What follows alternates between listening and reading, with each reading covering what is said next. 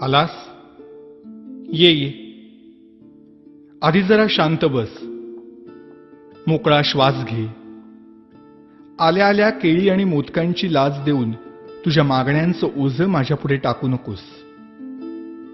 किंवा खरं तर यावर्षी काही मागूच नकोस. मागच्या वर्षीच्या तुझ्या मागण्यांचं काय झालं हे देखील विचारू नकोस. कारण कितीही मागण्या पूर्ण केल्या तरी तुमच्या अपेक्षा वाढतच जातात. आता यापेक्षा मोठं पोट नाही झेपायचं मला. त्यापेक्षा असं कर, यावर्षी माझ्याच काही मागण्या पूर्ण कर. बघ जमतंय का? यावर्षी तरी निदान माझ्यासमोर दुसऱ्याचं वाईट चिंतू नकोस.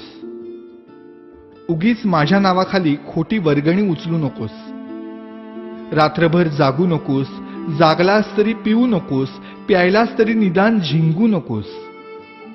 नकोय रे मला 30 तोळ्यांची माळ. जमलंच तर स्पीकरचा व्हॉल्यूम कमी कर थोडा.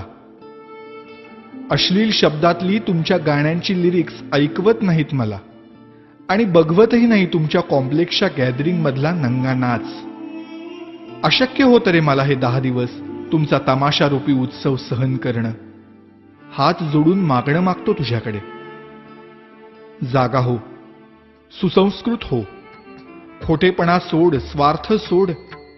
कधीतरी प्रामाणिक होऊन बघ. माणुसकीची नशा चढव. परोपकाराची झिंग चढव. 100% मेहनत कर. स्वतःला ईश्वरी अंश मानणाऱ्या लोकांपासून सावध राहा.